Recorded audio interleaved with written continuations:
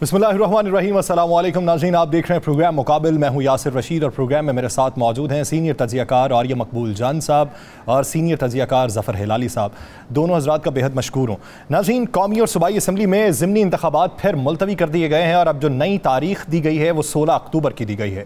इसके साथ साथ चेयरमैन PTI इमरान खान जो हैं वो JIT में पेश हुए, उन्होंने सवालात के जवाब दिए। वो सवाल जो लिखे हुए थे उनके भी जवाब दिए गए और ज़बानी सवालात भी उनसे किए गए। साथ साथ बात यहाँ तक आन पहुँची है कि वज़ीर आज़म शहबाज शरीफ जो हैं वो एक तरफ ये कहते हैं कि सैलाब मुतासरीन से बिजली के बिल जो है वो नहीं लिए जाएंगे, तो दूसरी तरफ खुर्रम दस्तगीर ये कहते हैं कि फ्यूल प्राइस एडजस्टमेंट की मद में जो कमी की गई थी ये मौखिर की गई है, इसे रिलीफ का नाम दिया गया है और ये जो बाद में पैसा है ये फिर से वसूल किया जाएगा। क्या सैलाब मुतासरीन के साथ भी यही सलूक रवा रखा जाएगा या उनसे सलूक मुख्तलिफ होगा? वफाकी हुकूमत के घर जाने, निगरान सेटअप के आने, पंजाब हुकूमत की तब्दीली और इस हवाले से इल्ज़ामात को डिफेंड किस तरीके से किया जा रहा है, इस सब पर मुफस्सल गुफ्तगू की जाएगी। और ये सबसे पहले मेरा सवाल है कि वज़ीर आज़म शहबाज शरीफ साहब ये कहते हैं कि सैलाब पर सियासत नहीं की जानी चाहिए, लोग आपसे पूछेंगे कि कौन आया था और कौन नहीं आया था। उनका इशारा किस तरफ है? देखिए, पहली बात यह है कि सैलाब पर तो पहली सियासत उस वक्त हो रही है कि एक आदमी पे पाकिस्तान की कौम जो है एतबार करती है और उसको 5 अरब रुपए जो हैं वो उसको 5-1.5-2-3 घंटे में दे देती है। फिर दूसरा वो करने लगता है तो आप चैनल्स पे उसकी नशरियात बंद कर। कौन कर रहा है सियासत? टका नहीं देते कोई नवाज शरीफ को, शहबाज शरीफ को, टका नहीं देते कोई दूसरे को। ये है आपकी हैसियत और ये है आपकी औकात।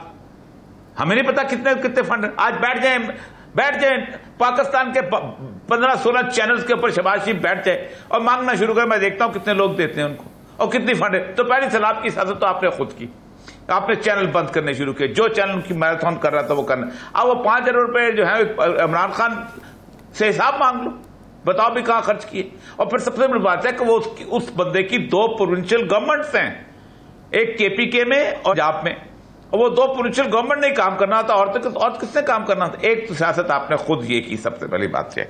दूसरी बात यह है कि आप मुझे ये बताइए कि आप इस वक्त सिंध में गए हैं, KPK में गए, बाकी जगह पे सिंध में आप जाते हैं और आप वहां पर जाके, और बलूचिस्तान में जाते हैं और वहां जाके आप क्या करते हैं? एक यूनिसेफ का स्कूल खोल के देके आ रहे हैं। अब तक आपने सब्सटेंशियली क्या किया है? आप मुझे ये बताइए कि सिंध गवर्नमेंट में, कल भी मैं बता रहा था कि ये अब कह दिया है कि हमें बिल्कुल अंदाजा ही नहीं है कि क्या सूरत हाल हुई, कितने लोग हैं कि जो उसके अंदर मुतासर हुए हैं, कितने घर मुतासर हुए हैं, कितनी जगह मुतासर। ओ भाई, तुम्हारे पास इतना बड़ा पैराफर्नीलिया है, तुम्हारे पास सारे के सारे पटवारी हैं, तुम्हारे पास कानूगो हैं, तुम्हारे पास गिरदावर हैं जो सारे के सारे इलाकों को नापते हैं, मापते हैं, जरीपे चलाते हैं, रोज खसरा गिरदावरी करते हैं। ये किस काम के आएंगे? तुम्हारे पास थाने हैं जहां से बंदे तामीलें करते हैं। तुम्हें थोड़ी सी इतनी सी आबादियों का नहीं अंदाजा? हर जगह आपकी स्टैब्लिशमेंट है, हर जगह आपके स्कूल खुले हुए हैं, वहां टीचर्स हैं, हर जगह आपके हेल्थ का इंस्टीट्यूशन है, वहां नर्सें हैं, बाकी स्टाफ है, हर जगह आपकी लोकल गवर्नमेंट का स्टाफ पड़ा हुआ है। अगर ये प्रोविंशियल गवर्नमेंट असेस नहीं कर सकती तो फिर उसके बाद मतलब यह है कि आप सैटेलाइट से असेस करवाएंगे, यूनाइटेड नेशन की टीमें आएंगी यहां सैलाब को असेस करने के लिए। यानी इतनी नाअहली है इस वक्त सैलाब के इशू के ऊपर कि आप सोच नहीं सकते। सियासत क्या करता है? गुफ्तगू करना, गुफ्तगू कौन नहीं कर रहा? आज जावेद लतीफ ने क्या किया? सियासत ही की उसने, गंदी तरीन सियासत की है इस वक्त। मैंने अपनी जिंदगी में इस तरह की सियासत देखी कि आप पाकिस्तान के टेलीविजन के पैड के ऊपर आप हेट स्पीच कर रहे हैं। यानी आने वाले दिनों के अंदर अगर इसी तरह से सियासत होती रही हिलाली साहब, और बातें सिर्फ यही तखमीना लगाने तक होती रही कि तखमीना हम लगा नहीं पाए। एक तरफ एहसन इकबाल साहब ये कहते हैं कि सेक्रेटरी जनरल अक़वाम मुत्तहिदा $30 अरब का तखमीना लगा के गए हैं, हमारी तबाही $40 अरब तक का खदशात है। तो ये क्या सिर्फ ज़बानी जमा खर्च तक बात रहेगी? हकायक और ज़मीनी हकायक और इक़दामात अवाम को देखने को नहीं मिलेंगे? आप सियासी बातें कर रहे हैं, आप सियासत की बात कर रहे हैं। मैं आपको कोई सॉलिड फैक्ट्स एंड फिगर्स देखता हूं, कभी इस पे थोड़ा सा तवज्जो दें। देखिए क्या हुआ है आपके साथ और तैयार रहें क्या होने वाला है। आपके साथ कोविड हुआ है, आपके साथ कमोडिटी प्राइसेस बढ़ गए हैं, फ्यूल प्राइस बढ़ गया है, मैसिव इन्फ्लेशन हुआ है, इंटरेस्ट रेट बढ़ गया है, और उसके बाद सैलाब आया है। गंदम नहीं, चावल नहीं, बीन्स नहीं, कपास नहीं। $18 बिलियन का डैमेज हुआ है। आपको डॉलर इस वक्त आज पाकिस्तान में 250 के लिए नहीं मिलता है। आपके एलसीज नहीं खुलते हैं, आपके रोड बंद हैं, आपके फैक्ट्रीज बंद हो रहे हैं, आपका बॉन्ड 50% पे डिस्काउंट ये हो रहा है। कोई आपको पैसे देने के लिए तैयार नहीं है। फैमिन माने खाना की कमी जो विंटर में हो रही है उसके लिए तैयार हैं। ये चीजें पे आप तवज्जो दें। आप सियासत की बात करते हैं। सियासत यस, सियासत आपको मदद, मगर देखिए आपके पास इस वक्त एक डिवाइडेड कंट्री है, बटा हुआ मुल्क है। आपके पास एक गवर्नमेंट जो है नफरत है, एक तरफ से नफरत है, दूसरी तरफ से दुश्मनी है। आपकी मुल्क कभी ऐसा तकसीम नहीं हुआ है। आप एक्सपोर्ट कुछ नहीं कर सकते जब तक आप मशीनरी और रॉ मटेरियल्स इंपोर्ट नहीं करते। My God, look at your, आप अपनी कंडीशन देखें और तैयार करें अपने अवाम को। एक ऐसी गवर्नमेंट लाए जो रिप्रेजेंटेटिव गवर्नमेंट है। अगर जरूरत पड़े एक नेशनल गवर्नमेंट बनाए, तैयार हो। 2 महीने रह गए। आपको $20 मिलियन चाहिए हर साल। एक आदमी आपको इतने पैसे देने के लिए तैयार नहीं हुए। ये लोग जो आपको दे रहे थे पैसे किधर है? यूएई, सऊदी अरेबिया, कतर, कितना कैश दिया है? कुछ नहीं। आस्ते आस्ते आपको वो माल दे रहे हैं थोड़ा सा। प्लीज अंडरस्टैंड कि क्या हो रहा है इस मुल्क में और तैयार हों। और ये सब बैनुल-अक़वामी सतह के ऊपर पाकिस्तान के जो रवाबित ख़त्म हो रहे हैं, जिस तरह हिलाली साहब भी इशारा कर रहे हैं कि कोई हम पे एतमाद करने को तैयार नहीं है, ये एतमाद की फ़ज़ा किस तरीके से बहाल की जाएगी और किसके ज़रिए हो सकती है?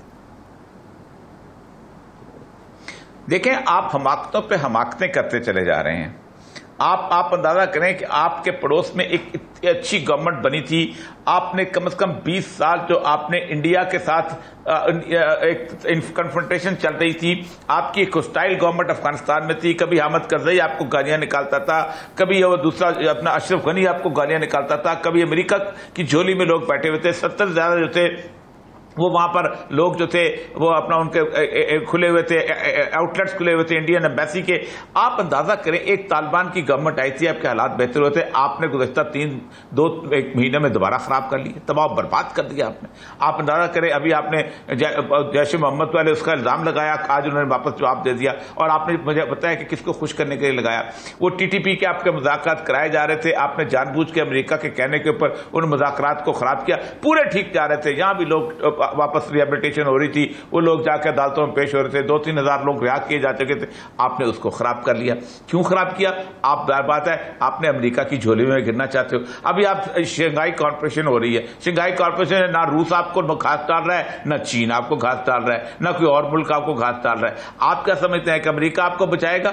आपको वो जो पुर्जे दिए जा रहे हैं F-16 के, आज से 8 साल पहले मैं गया था एक जगह, बहुत हम जहां हमारे GF थंडर बनते हैं, तमाम वो लोग कहते थे कि F-16 जो है ये पाकिस्तान से बाहर, इनका सिस्टम ही ऑपरेट नहीं करता, हम इसलिए GF थंडर को रिलाय कर रहे हैं। उसके बावजूद भी आप अमेरिका का भरोसा कर रहे हैं। ओ भाई, आप खुदा के लिए, आपको मिला क्या है? IMF में आप चले गए, आपका डॉलर आज फिर महंगा होता चला जा रहा है, और ये अगले तो कहते हैं 300 तक जाके पहुंचेगा, और यहां तो कुछ भी नहीं, जो मर्जी आप कर ले, कुछ भी नहीं हो रहा। आपकी टेक्सटाइल इंडस्ट्री बूम पे गई थी कुछ अर्सा पहले कोविड में, जाहिर बात है बांग्लादेश में उसमें पाबंदी थी, आज दोबारा बैठ गई। आप कुछ भी नहीं कर पा रहे।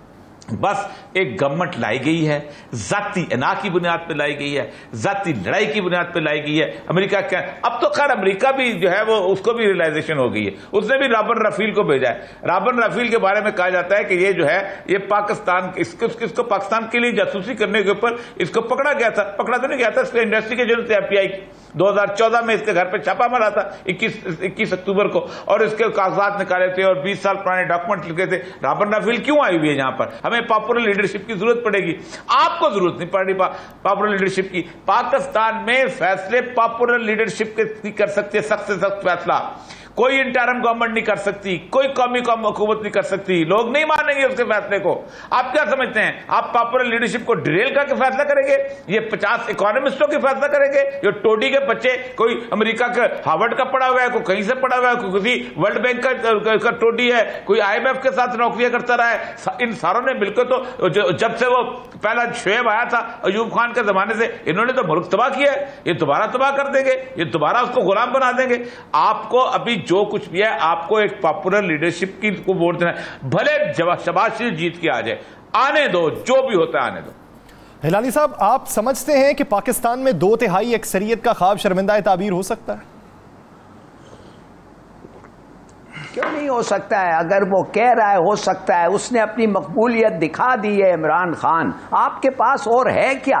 क्या जरदारी मेजॉरिटी वोट लेगा? क्या नवाज शरीफ मेजॉरिटी वोट लेगा? आप खड़ा करके उनको पर करे ना इलेक्शन, वो भी करने के लिए तैयार नहीं है। वो खुद कहते हैं अभी नहीं, अभी नहीं, इसलिए कि अभी कहोगे हम पिट जाएंगे। तो कब तक तुम ठहरोगे? 2 महीने हैं, विंटर आ रहा है, सर्दी आ रही है, फैमिन आ रहा है। आप देख रहे हैं पाकिस्तान में क्या हो रहा है, रोज क्या किलिंग्स हो रहे हैं, किस किस्म की केओस और एनर्की होगी, आप समझ सकते हैं।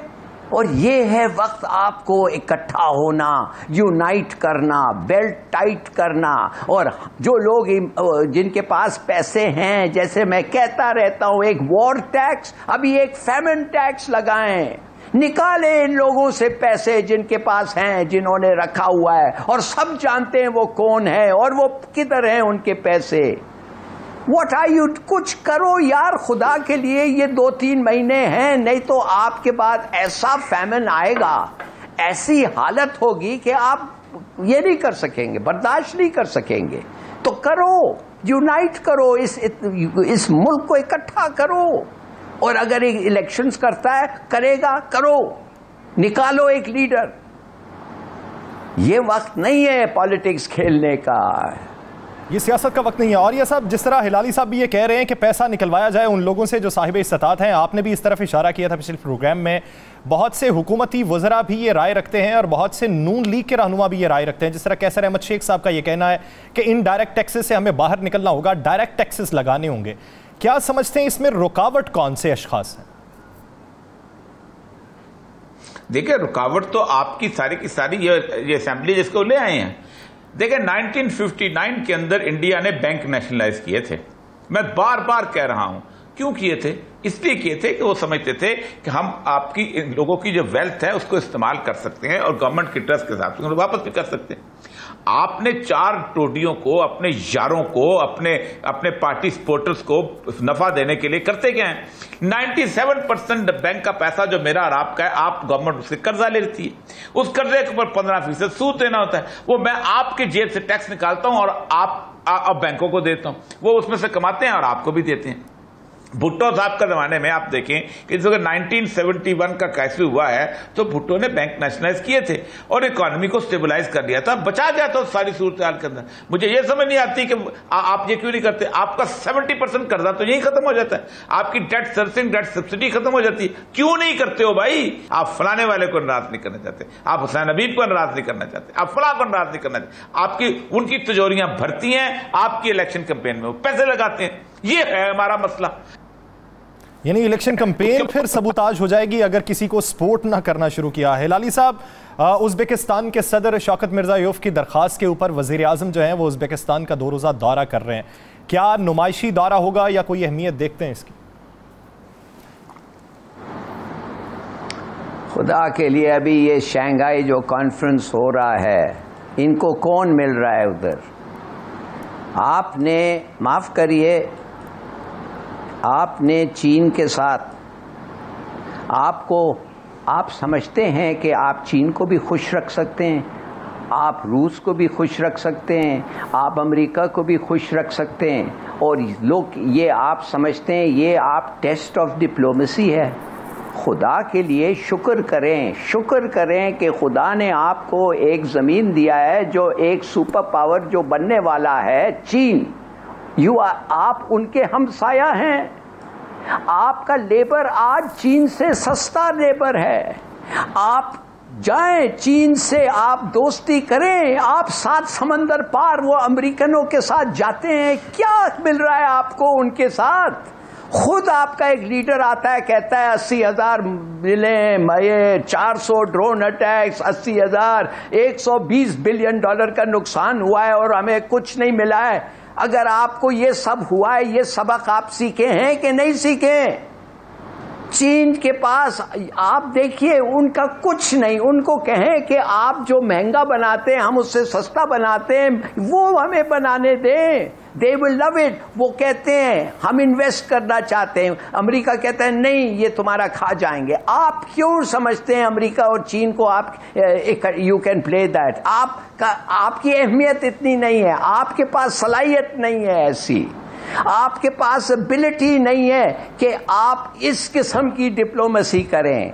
आपका हमसाया है, एक रिलायबल हमसाया है, एक दोस्त हमसाया है, आपको मदद किया है। क्यों आप 7 समंदर पार जाके उस मुल्क के साथ कहना चाहते हैं जो इजराइल और इंडिया की दोस्ती की है, एलाइज हैं, वो चाहते हैं कि आप टूटें, वो चाहते हैं कि आपके न्यूक्लियर एसेट्स को निकालें, न्यूट्रलाइज करें। क्यों ये सब हो रहा है? उनका प्लान भी है कि खुदा ना खास्ता कुछ हो तो हम ये करेंगे, इनके न्यूक्स को ये सब आपको पता है, ये कोई नई बात नहीं। फिर भी आप घुस रहे हैं क्या किया है आपको? उनकी तो वेंडी शर्मन इधर आके आपके मुंह पे कह दिया है कि तुम कुछ नहीं हो, हम इंडिया हमारा स्ट्रेटेजिक पार्टनर है, नॉन नेटो एलाई है, हिंदुस्तान के साथ हमारी अलायंस है। तुम तो एक तुम्हारे साथ वो कंटिंजेंसी जो अगर कभी कभी आता है, अपॉर्चुनिस्टिक अलायंस है, कभी जरूरत पड़ती है तो हम आपके साथ आते हैं। कह दिया, हिंदुस्तान में कहा, पब्लिकली किया, मगर फिर भी आप जा रहे हैं और कहें नहीं। और ये सब क्या समझते हैं ये चाइना के साथ? जी हिलाली साहब बात मुकम्मल कीजिएगा। जी,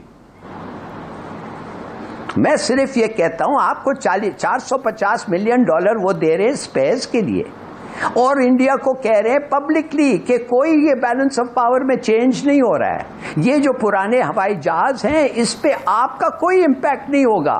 सही। तो इसका क्या मतलब है भाई? वो तो कंट्रोल कर रहे हैं आपको, आपके आधे प्लेन्स खत्म हो जाते अगर वो एड नहीं आता, इसलिए आप ले रहे हैं उनसे। मगर get out of this dependency. मैं कहता रहता हूं, खुदा ने कुरान शरीफ में हर जगह कानून में लिखा हुआ है कि अगर तलाक एक हक होता है, 2 लोगों का तलाक एक हक होता है, इस्लाम में लिखा गया है कि होता है और क्या क्या उसके कॉन्सिक्वेंसेस होते हैं। ये तो जब एक शादी नहीं चलती है, एक मैरिज नहीं चलता है, तो वो तलाक हक है दोनों पार्टीज का। और ये सब क्या समझते हैं अफगानिस्तान के साथ क्या हो रहा है? क्या समझते हैं कि अमेरिका के साथ हमारे सियासी माशी मफाद क्या हैं कि हम उधर से हटके चाइना से रवाबित बहाल नहीं कर पा रहे? और दूसरा सवाल ये कि चाइना से हमारे रवाबित में तातुल किन वजूहात की बुनियाद पे आया? मुस्लिम लीग नून कहती है सीपैक अथॉरिटी बनाई पीटीआई ने, जिसमें बैड गवर्नेंस का मुजाहिरा किया, इस वजह से वो दूर हो गए। पीटीआई यही बात पीएमएलएन के बारे में करती है। देखिए, पहली बात तो यह है कि जो आखिरी जो मैं रेलवे के लोगों से 3-4 दिन पहले मुलाकात हुई, मैंने कहा ML1 तुम्हारा आ रहा है, उसने कहा जी शायद खकान अब्बासी के जमाने में उन्होंने खुदा हाफिज कह दिया था कि तुम लोग इस काबिल ही नहीं हो कि तुम्हारे कुछ के। आपको पता है कि अफगानिस्तान में ट्रेन का प्रोजेक्ट शुरू हो गया और 3 प्रोविंसेस में उन्होंने बिछानी भी शुरू कर दी। वो अफगानिस्तान जाके कभी ट्रेन नहीं थी, चाइना वहां बिछा रहा है और वो सब कुछ अपना सारे का सारा जितनी इन्वेस्टमेंट थी वो चाइना वहां ले गया है और वहां पर वो काम कर रहा है। कुछ जाहिर बात है Afghanistan is a lithium of Saudi Arabia. एक बात तो ये है। दूसरी बात तो ये है, आप मुझे बताइए आपके अमेरिका के रिलेशनशिप कब से अच्छे रहे और किस दौर में अच्छे रहे? कभी भी अच्छे नहीं रहे।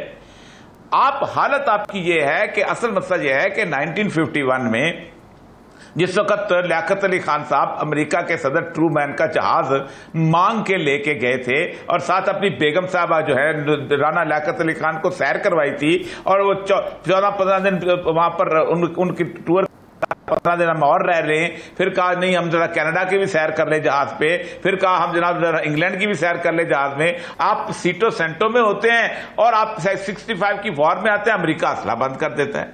आप खुद सोचे कि उस पूरे के पूरे अब तक आपके ऊपर ये 20 साल की हमने 2002 से लेकर 2022 तक वॉर एंड टेरर लड़ी है, उसमें अमेरिका ने हमारे साथ क्या किया? आपने उनके लिए 14 साल लड़ाई लड़ी, वहां पर आपके ऊपर प्रेसिडेंशियल अमेंडमेंट आ गई। कोई तो बताओ कोई चीज हुई हो। पाकिस्तान के सियासतदानों की मेजॉरिटी जो है अब तक की, उनकी जमीनें, उनकी जायदादें, उनके कारखाने, उनकी इन्वेस्टमेंट वहां है। वो जब चाहेंगे नवाज शरीफ को कहेंगे इधर ट्रेल दो, कहां से पैसा लिया? नवाज शरीफ कहेगा हम माई बाप, मैं बात की मानता हूं। वो पूछेगा जरदारी से ये पैसा कहां से आया है, वो कहेगा मेरे पास ट्रेल तो नहीं है, आप हमारी बात मानो। ये लोग फैसला कर सकते हैं, औकात है इन लोगों की फैसला करने की। जिन लोगों का सारा कुछ अमेरिका के रहमो करम पे हो, जिन लोगों का सारा कुछ लंदन के रहमो करम पे हो, जिन लोगों की जायदादें औलादें रहमो करम पे हो, वो फैसले कर सकते हैं? नहीं कर सकते। ये पिकनिक मनाने आते हैं पाकिस्तान के अंदर, ये पाकिस्तान के अंदर आते हैं कि लोगों से वोट लेके कुछ दिन यहां पर बैठे, प्राइम मिनिस्टर हाउस में रहें, और उसके बाद वहां से बैठ के आप वहां से क्या करें? आप वहां से जनाब बिस्मिल्लाह वाला की निहारी मंगवाएं, फलां की निहारी मंगाएं, पेड़े खाएं। वो जो था ना, वो जो मशहूर है कि वो हलवा पका, उसको मंगा लिया फकीर को, बादशाह उन्होंने, और उसके बाद उन्होंने कहा जी वो फौजें आ रही हैं, वो कहता हलवा पकाओ। उसको दोबारा वो उन्होंने कहा और नजदीक होगी, कहा था और हलवा पकाओ। अब वो ऐन उनका दरवाजे पे आ गए, उसने शाही जुब्बा उतारा, अपना फकीरों वाला वो बंदा डाला, वो कहता हम तो हलवा खाने आए थे। ये हलवा खाने आते हैं पाकिस्तान के अंदर। और एक बात याद रखो, मैं एक बात लाली साहब की बात बिल्कुल ठीक कह रहा हूं। पाकिस्तान में अगले महीने 1.5 महीने के अंदर अगर ये हालात रहे तो ये जो आपने 2-2.5 करोड़ बंदा जमीन पे बिखेर दिया है ना घरों के बगैर, ये ऐसी कत्लो गारत होगी इस मुल्क के अंदर कि आपसे संभाली नहीं जाएगी। यहाँ की मकामी सियासत के ऊपर भी बात करेंगे। ब्रेक पे जाने से पहले हिलाली साहब एक आखिरी सवाल, बैनुल-अक़वामी सतह पे पाकिस्तान के रिलेशंस और बैनुल-अक़वामी मंजरनामे के मुताल्लिक क्या समझते हैं कि चाइना और ताइवान के तनाज़े को लेकर अमरीका चाइना पे किस किस्म की सेक्शंस लगा सकता है? जिस किस्म के भी सैंक्शंस लगाए कोई ख़ास फ़र्क नहीं पड़ेगा। चाइना जो है अमेरिका के ट्रैप से निकल गया है, चाइना एक सुपर पावर बन गया है। चाइना की इकोनॉमी इस वक्त मेरे ख्याल में कुछ अभी भी थोड़ी ज़्यादा है निस्बतन अमेरिका। चाइना बढ़ेगा, चाइना को आप कोई रोक नहीं सकता।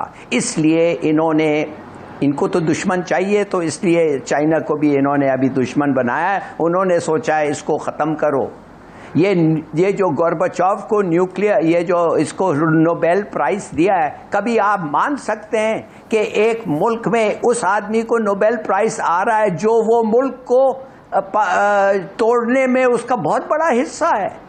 ये क्या कह रहा है पुतिन कि 20th सेंचुरी में सबसे बड़ा नुकसान जो हुआ है the disintegration of the Soviet union, इससे बड़ा कैलेमिटी हम तो समझ ही नहीं सकते हुआ है, और उसको नोबेल प्राइज मिला है। Thank you America. या खुदा के लिए आप सोचिए कि अमेरिका किस किस्म का मुल्क है। देखिए मैं आपको अभी कह रहा हूं, आप समझते हैं आप तो अब तो आप बैंकरप्ट हो गए हैं, आपको $20 मिलियन चाहिए। किधर से मिलेंगे $20 मिलियन? अगर अमेरिका से आपको कुछ पैसे मिलेंगे या अमेरिका के दोस्तों से कुछ पैसे मिलेंगे, या वो पेट्रोल स्टेशंस जो हैं गल्फ पे जिधर अमेरिका पैसे अपना रखता है उधर से कुछ अगर आपको मिलेंगे, मैं आपको बताऊं शर्त क्या होगा? शर्त क्या होगा कि क्या हमारे पास आपके न्यूक्लियर एसेट्स को मॉनिटरिंग करने के लिए IAEA के एक बंदा बिठा दें? हमारे लोग उधर बैठेंगे नहीं कि हम आपसे लेना चाहते हैं वो न्यूक्लियर एसेट्स, मगर हम उसको देखना चाहते हैं, मॉनिटर करना चाहते हैं। वैसे ही आप तो कह रहे हैं कि आप ऐसी कोई डेंजर नहीं है, बड़ी अच्छी बात है, तो हम 1-2 लोग उधर बैठा सकते हैं। क्या ये हो सकता है जैसे इजराइल ने एक आर्टिकल लिखा था 2008 में, एक इजरायली, कि हम उनसे खरीदें और उनको पैसे दें उनके न्यूक्लियर एसेट्स, और कोई मुसलमान मुल्क नहीं है जिसके पास न्यूक्लियर एसेट्स हैं। The biggest most dangerous country Netanyahu ने कहा है हमारे लिए ईरान से भी ज्यादा, कहता है पाकिस्तान है। नेतन्याहू जो कल भी फिर प्राइम मिनिस्टर शायद बन सकता है। क्या ये बातें आपके कान में आते हैं? क्या ये बातें क्यों कर रहा है? अमेरिका का हामी नहीं, अमेरिका का हामी, it is part of the United states. वो 51st स्टेट है अमेरिका का, इजराइल। आप समझते हैं वो जो करता है और कहता है वो अमेरिका के असेंट और कंसेंट से नहीं करता है? बिल्कुल करता है, फिर भी आप नहीं पहचानते हैं। यानी कर्ज के हुसूल के लिए अब शराइत माजी जैसी नहीं होंगी, अब कड़ी शराइत होंगी, और वो शराइत अगर मंजूर की जाती हैं तो पाकिस्तान की सालमियत के ऊपर भी हर्फ आएगा। हमारे पास रास्ता कौन सा बचा है, किसकी लॉबिंग में जाना चाहिए, ये इस वक्त सियासतदानों को सोचना चाहिए। नाज़रीन, मकामी सियासत पर बात करेंगे, एक शॉर्ट ब्रेक के बाद कहीं नहीं जाएगा। Stay with us. ब्रेक के बाद खुशामदीद। नाज़रीन, पाकिस्तान के बैरून ममालिक से रवाबित पे हम बात कर चुके हैं। पाकिस्तान में सैलाब मुतासरीन के बहाली के इमदाद के हवाले से जो प्रोग्राम चल रहा है उसमें कितनी शफाफियत होगी, इस पर भी मुफस्सल बात पहले भी हो चुकी है। लेकिन अब बात करेंगे कि वफाक में तब्दीली के हवाले से जो बातें गर्दिश कर रही हैं उसमें हकाइक क्या हैं। अगर आने वाले दिनों के अंदर ये तब्दीली नहीं हो पाती तो पाकिस्तान तहरीके इंसाफ अपना जो एजेंडा बयान कर रही है उससे मुआशी तौर पे क्या अदम इस्तेहकाम आएगा या बेहतरी की तरफ सूरत हाल निकलती हुई दिखाई देगी। और ये सबसे जानते हैं। और ये सब अगर बात हो रही है कबल अज़ वक्त इंतखाबात की, तो आप क्या समझते हैं कि क्या सिर्फ वफाक में इंतखाब होगा या कुली तौर पर इंतखाबात की बात की जाएगी? देखिए, पहली बात तो यह है कि अगर वफाक में इंतखाब हो जाता है तो बाकी 2 और 3 सूबों में इंतखाब कराएं तो कोई इतना मसला नहीं रह जाता। सिर्फ सिंध एक मुतासर सूबा है, सिंध वैसे ही पीपल पार्टी वो ज्यादा से ज्यादा इंतजार कर रहे हैं कि जल्दी जल्दी इंतखाब हो। इंतखाब इस वक्त पाकिस्तान के वक्त की बहुत बड़ी जरूरत है। इसलिए जरूरत है कि आपको देखें, आप जब क्राइसिस में आते हैं तो आपको एक पॉपुलर लीडरशिप चाहिए होती है। चर्चिल जो था वो क्यों, हालांकि पार्टी चेंज की थी, याद होगा सबको, लेकिन एक मकबूल पार्टी लीडर था, उसको वहां रखा गया था। और उसके बाद उसके बाद चर्चिल साहब को उन्होंने आउट भी कर दिया, जंग खत्म हो गई। पॉपुलर लीडरशिप जो है उसको लोग फॉलो करते हैं, वो सख्त फैसले ले सकता है, उसकी बात लोग मान के फाके काट सकते हैं। आपकी हालत इस वक्त एक ऐसे लीडर की है कि जिसके ऊपर लोग एतबार करते हों। लेकिन मसला यह है कि आप इस वक्त पाकिस्तान में, सच्ची बात बताऊं, मैंने 66 साल में पाकिस्तान के अंदर इस तरह हालत देखी कि जैसे गिद्धें होती हैं किसी लाश के ऊपर पड़ी हुई, वैसे पड़ी हुई कि इसको खत्म कर दो एक दफा किसी बंदे को, ताकि हम जल्दी जल्दी गोश्त नोट के चले जाए। इमरान खान माइनस करो, फलाने को ये करो।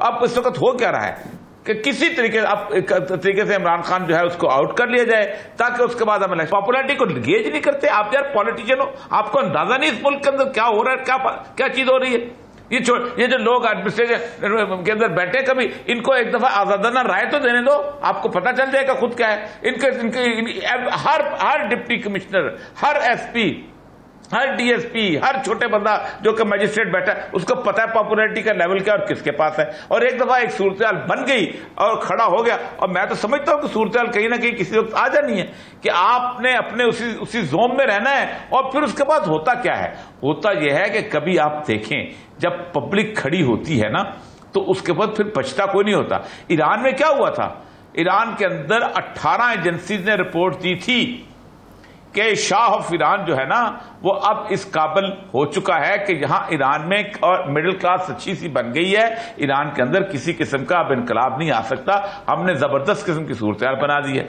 हमारी जो सीआईए है उसने एक बहुत बड़ा अदारा वहां सवाक का बना दिया है। हमने लोगों को कत्ल भी किया है, हमने लोगों को मिसिंग पर्सन भी बनाया। ये अप्रैल को शाह ऑफ ईरान ने मिलिट्री अकेडमी के अंदर तकरीर की 17 अप्रैल को, और उसने कहा दुनिया की कोई ताकत मुझे यहां से नहीं हिला सकती। और क्यों? इसलिए कि 7 लाख फौज है मेरे पास, बहुत बड़ी और बड़ी ताकतवर फौज है। और उसके साथ साथ अमेरिका का मैं थानेदार हूं पूरे इलाके के अंदर। और उसके साथ साथ दूसरी बात यह है कि मैंने एजेंसी जो है मुझे पल पल की बताती है खबर। बेटी बताती है बाप हमारा क्या करता है, बाप बताता है बेटा मेरा क्या कर रहा है, मेरा बड़ा स्ट्रांग। और दूसरी बात यह है कि मेरे पास हवाता जो है वजीर आजम है, जीत के आया है, व्हाइट रेवोल्यूशन आ गया।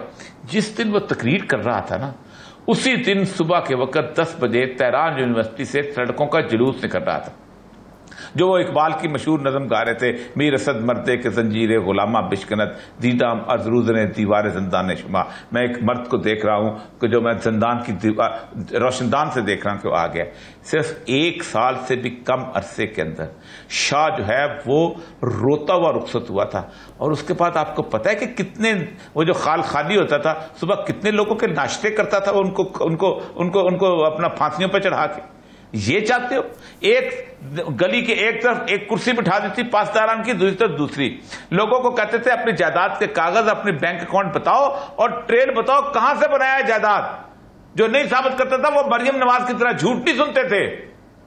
उन लोगों को तो ये नहीं सुनते थे, आसद जरदारी की तरह पेशियां नहीं देखते थे। वो कहते हैं भाई ये ले आओ, अगर तो साबित करते हो घर तुम्हारा है तो ठीक है, वरना घर की चाबियां हमारे वाले करो, बिस्मिल्लाह रुखसत, जाओ जाके किसी और जगह जाओ। फिर ये होता है और ये हुआ है, यहां नहीं हुआ। आप मुझे बताएं, ये जो वॉर ऑन टेरर है, ये जो नॉन नेटो अलायंस है, ये हमको पहले है? लैटिन अमेरिका ने अमेरिका की जंग 20 साल लड़ी है, 12 मुल्कों ने। चिली ने लड़ी, निकरागुआ ने लड़ी, होंडुरास ने लड़ी, अर्जेंटीना ने लड़ी, और तबाह बर्बाद हुए, लाख लाख मिसिंग पर्सन हुए, 2-3 लाख कॉन्ट्रा गुरिल्ला के नाम पे मार दिए गए, कैमरेस करके मार दिए गए। आखिर हाथ बांध दिया, अल्लाह का वास्ता हम तुम्हारी जंग नहीं लड़ते, खुदा के लिए हमारे इलाकों से निकलो। आज सारे खुश हैं कि नहीं खुश है? आप साइंस तरक्की कर रहे कि नहीं कर रहे? आप ब्राजील जो है आज अमेरिका की इकॉनमी को शैडो कर रहे कि नहीं कर रहे? तुम नहीं बांध सकते हाथ? तुम में खैरत नहीं है? तुम में हमीयत नहीं है? गैरत व हमीयत को बेदार करना होगा, जिसी से आगे बढ़ने की इम्कानात रोशन हो सकते हैं। हिलाली साहब, अगर वफाक ये शर्त रख देता है कि पहले सूबाई असम्बलियाँ तहलील करो फिर इलेक्शन की तरफ हम गामजन होंगे, आप समझते हैं कि खान साहब वफाक की इस शर्त पे यकीन करेंगे? देखिए, ये खान साहब जो हैं ये कितना और अकोमोडेटिव हों। उन्होंने कहा है कि डेमोक्रेसी का मकसद ये है कि अवाम की ख्वाहिश पे लीडर इलेक्ट हो और वो लीडर इस मुल्क एक मुल्क को चलाएं। अब आपने मेरे गवर्नमेंट को तो आपने जिस तरीके से निकाला है, इतना शर्मनाक तरीका, आप यकीन कर सकते हैं कि एक सिंध हाउस में बैठ के पैसे निकाल के, ट्रंक में पैसे निकाल के खरीद फरोख्त हो रहा है, पूरी दुनिया को पता है, और एक भी इन्वेस्टिगेशन नहीं हुआ है, एक भी इंक्वायरी नहीं हुई है कि ये वाकई सच है कि नहीं। और आप समझते हैं कि ये डेमोक्रेसी है? और फिर उस गवर्नमेंट को निकालते हैं, और अवाम जो है अनयूजुअली, ये कभी हुआ ही नहीं है, उसको भी, इमरान खान को भी नहीं पता था कि जब उसने कहा कि मैं दूसरे दिन मैं प्रोटेस्ट करूंगा कि कोई आएगा कि नहीं। वो खुद कहता है मैं हैरान हो गया, कभी पाकिस्तान के तारीख में ये हुआ ही नहीं है, और उसके बाद मैसिव सपोर्ट उसको आ रहा है, और फिर भी आप नहीं मानते, और फिर भी आप उसको, वो क्या, अब तो उसने ये कहा है भाई रख लो जिसको तुम रखना चाहिए, जब तक एक नई गवर्नमेंट आई उसके बाद अपॉइंटमेंट्स कम से कम इतने सेंसिटिव और इम्पोर्टेंट अपॉइंटमेंट्स उस गवर्नमेंट से करें जो अवाम की सपोर्ट है। अगर वो नवाज शरीफ है तो उससे करवाएं, अगर वो जरदारी है उससे करवाएं। वो भी आपको एक्सेप्टेबल नहीं है। What is it? यानी कोई बीच का रास्ता तो निकालना पड़ेगा। अगर मुतालेबात एक तरफ से है तो दूसरी तरफ से भी मुतालेबात जो सामने आ रहे हैं, कोई उस पर बैठ के बातचीत हो सकती है, हुकूमत उसमें संजीदा दिखाई नहीं दे रही। और ये साहब, अगर खान साहब जो बात कर रहे हैं कि अगर बात ना मानी गई, मुतालेबात ना माने गए तो कॉल दूंगा और हुकूमत का चलना मुश्किल हो जाएगा। अब की बार इस्लामाबाद का रुख किया जाता है, धरना दिया जाता है, तो धरना कितना लंबा होता देख रहे हैं? मेरा ख्याल धरना उनको नहीं देना चाहिए। मेरा आज भी मशवरा है, और इस्लामाबाद का रुख भी नहीं करना चाहिए, ये भी मेरा मशवरा है। उनको पूरे मुल्क को जैम कर देना चाहिए, और पूरे मुल्क के अंदर अगर जुलूस निकलेंगे, जलसे निकलेंगे, पूरे पाकिस्तान के तमाम शहरों में लोग खड़े होंगे, धरना दे के बैठे होंगे, ठीक हो जाएगा। बिल्कुल इस्लामाबाद में जाने की हिमाकत न करें। एक बात याद रखें, कराची से लेके कि अगर इस्लामाबाद जाएंगे तो पंजाब केपी की जो पुलिस है वो इस्लामाबाद पुलिस के भी मद्दे मुकाबिल होगी? नहीं, वो नहीं होता कभी भी, ऐसे लड़ता नहीं, ऐसा होता नहीं होता। इसलिए वो बहुत बड़ी रिफ्ट बन जाएगी, फिर पुलिस वाले आपस में इससे नहीं करते। कोई ये नहीं होता कि खैबर पख्तूनख्वा का पुलिस वाला जो है पंजाब की पुलिस वाले पे गोली चलाएगा, या इस्लामाबाद की पुलिस वाला खैबर पख्तूनख्वा, ये कभी नहीं होता। ना वो चलाएंगे, ना होगा ऐसा कभी। ये ख्वाबों की दुनिया में बिल्कुल नहीं रहना चाहिए। सही। आपको अगर खान साहब इस ख्वाबों की दुनिया में रहते हैं तो भूल जाएं, कोई किसी की जाती पुलिस नहीं बनती होती। उन्होंने कहा नौकरियां नहीं करनी, उन्होंने कहा अपना कैरियर नहीं चलाना, वो क्यों आएंगे? ज्यादा ये होगा ना आपको तहफ़्फ़ुज़ दे देंगे, इतना ही करेंगे ना, और तो कुछ नहीं दे सकते। लेकिन ये है कि आप अगर पंजाब में अगर वो तो एक बगावत बन जाएगी ना, तो किसी वक्त भी आप आर्मी टेक ओवर कर सकती है बहाना बना के कि जनाब खैबर पख्तूनख्वा की पुलिस यहां खड़ी होगी, ये जहां। देखिए पाकिस्तान में एक बहाना बन गया था जब 25 मई को, कि जब आपने पाकिस्तान का जो बॉर्डर है वो अटक के पुल पे बना दिया था। पंजाब पुलिस कहां खड़ी होगी थी? अटक के पुल पे जब रोक रही थी, तो आपने कहा पाकिस्तान का बॉर्डर तो ये अटक से पार तो पाकिस्तान नहीं है, हम पकड़ेंगे। लेकिन मसला सारा यह है कि आप अगर खान साहब ये करते हैं तो गलत करेंगे। खान साहब को पूरे पाकिस्तान के अंदर बेयक वक्त जुलूस निकालने चाहिए, हर शहर के अंदर, हर गली के अंदर, हर मोहल्ले के अंदर। देखिए ना, एक आदमी अगर रावाली का रहने वाला है तो वो अगर 600-700 बंदे भी वहां पर अपना धरना दे देते हैं तो उनको पता है वो घर जा सकते हैं, आ सकते हैं, उनको पता है कहाँ देना है टकरा, वॉशरूम कहाँ यूज करना है, ये सारा कुछ करना है। और सबसे बड़ी बात यह है कि मैंने कई दफा मिसाल दी है कि आप कराची से लेके हैदराबाद है, फलां है, कोटरी, सक्खर, रहीम यार खान, आप जरा शहर गिनते जाए ना। आप अगर 200 शहरों में भी परमानेंट धरना देने में कामयाब हो गए तो मैं आपको बताता हूं, आप एक हफ्ते में पाकिस्तान की गवर्नमेंट को आप घुटनों में गिरा सकते हैं। सही। हिलाली साहब, फवाद हुसैन चौधरी साहब कहते हैं कि अगर खान साहब को नाअहल किया गया तो पीटीआई की हुकूमत आएगी और नाअहली को खत्म कर देगी। क्या आपको आईनी और कानूनी रास्ता दिखाई देता है ऐसा?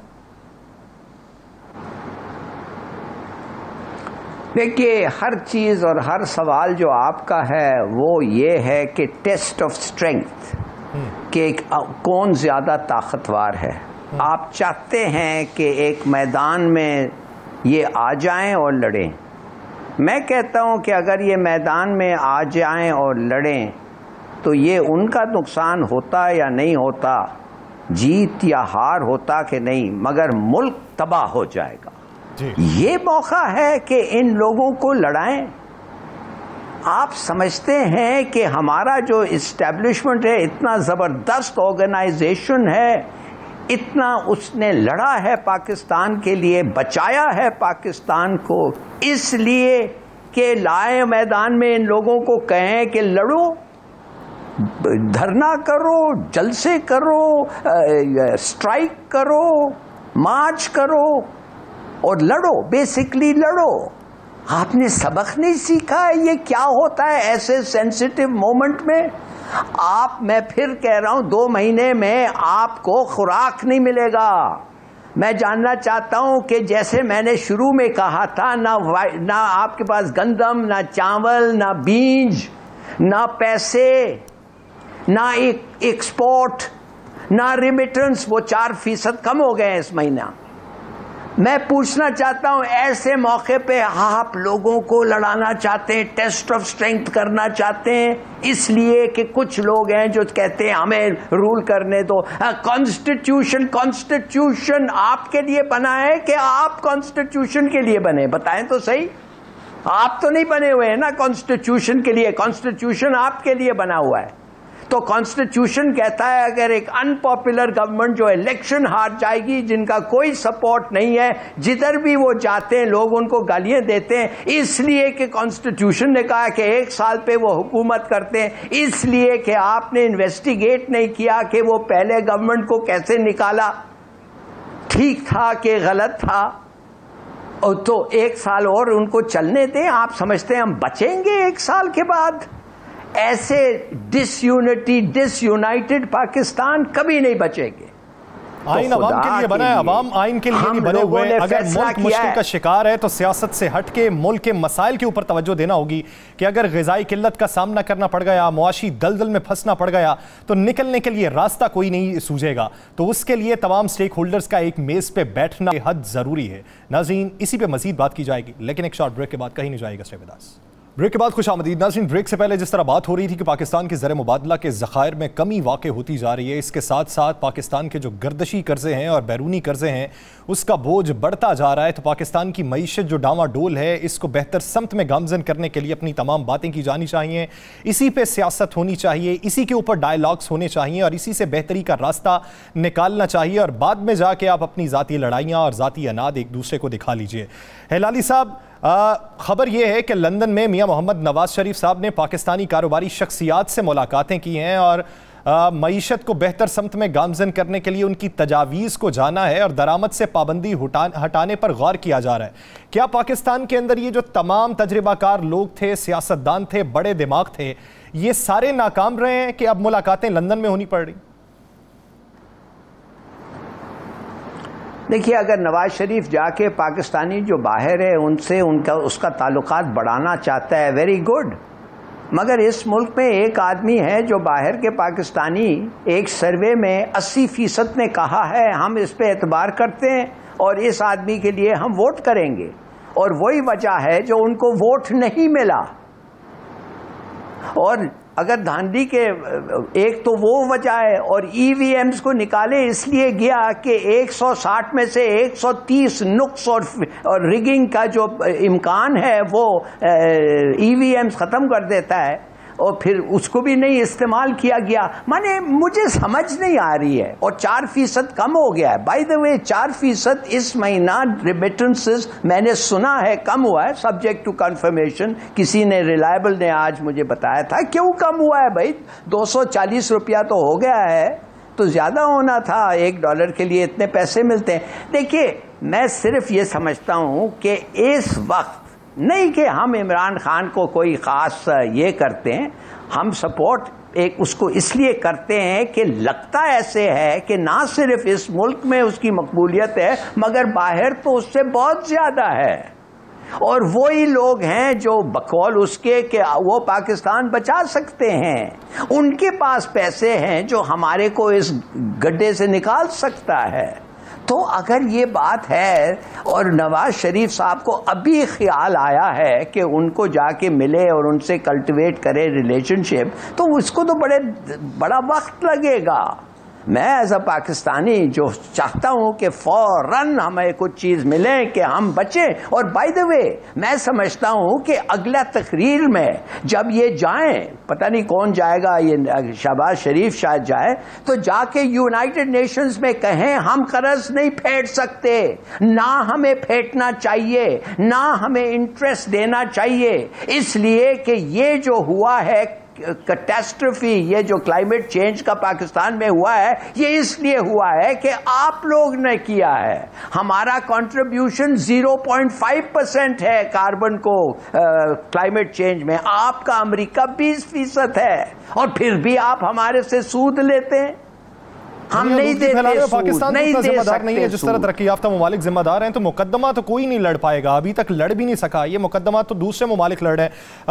और ये सब बात ये हो रही है कि नवाज शरीफ साहब जो हैं वो लंदन में मेल मुलाकातें कर रहे हैं पाकिस्तानी बिजनेसमैन से, और वो ये बात कर रहे हैं कि इंपोर्ट से पाबंदी हटाई जाएगी और बेहतरी की तरफ पाकिस्तान को गामजन किया जाएगा। ये पाकिस्तान में हमारे वजीर खजाना नहीं ऐसी मुलाकात कर सके? देखिए, पहली बात तो ये है कि नवाज शरीफ साहब जो हैं वो मुलाकातें कितनी भी कर, लंदन में निकल नहीं सकते। आप क्या बात करते हैं? पब्लिक हेट्रेड इस तरह की है कि वो इवन आप अभी जैसे कर रूटीन में होटल में खाना नहीं खाना उनके लिए मुश्किल हो गया हुआ है। ये तो उनकी पब्लिक स्टैंडिंग है इंटरनेशनल कम्युनिटी जो पाकिस्तानी की, उसके अंदर इसी वजह से उनकी मुखालफत करते हैं। करें जो मर्जी करना चाहते हैं। एक अखबारी खबर है, आपने भी सुन ली, मैंने भी सुन ली। मसला ज्यादा यह है कि हिलारी साहब ने जो बात की है कि आपको इंटरनेशनल फोरम के ऊपर अपना केस प्लीड करना चाहिए और आपको आज यूनिलैटरली डिसाइड करना चाहिए कि हम आपकी पैसे नहीं अदा करेंगे। जाहिर बात है, ये सारा पैसा जो कर्जा दिया हुआ है ये पेरिस क्लब का है, ये अमेरिका का है, इन लोगों के बैंकों का है। ये सारे के सारे वो हैं कि जिन्होंने CFC खराब किया, ओजोन लेयर इन्होंने तबाह किया है। हम पाकिस्तान जो है इस मसले में तबाह हुआ है इस मसले से।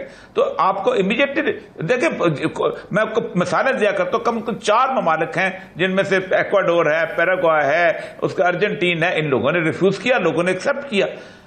ब्राजील तक ने रिफ्यूज किया, एक्सेप्ट किया। उसने कहा I cut down the Amazon forest and पे यू द मनी, अमेज़न के जंगल काटूंगा और आपको पैसे दे दूंगा। उन्होंने कहा वो तो लंग्स ऑफ द वर्ल्ड है। उसने कहा अच्छा लंग्स ऑफ द वर्ल्ड है तो फिर तो ऑक्सीजन का किराया दो जो तुम ले रहे हो। यानी पाकिस्तान अपना मुकदमा लड़ सकता है, दुनिया को बावर भी करवा सकता है, लेकिन उसके लिए वो जबान चाहिए जो दुनिया के सामने बोल सके, उसके लिए वो कदावर शख्सियत चाहिए जिसका इंपैक्ट दुनिया के सामने हो सके। तो पाकिस्तान का भी लड़ा जा सकता है। बहुत शुक्रिया आर्य मकबूल जान साहब, जफर हिलाली साहब, इस हवाले से अपना वक्त देने के लिए। नाज़रीन, प्रोग्राम मुकाबिल का वक्त खत्म हुआ चाहता है, मुझे यासिर रशीद को दीजिए इजाज़त। अपना बहुत सा ख्याल रखिएगा, मुलाकात होगी कल, अल्लाह निगहबान।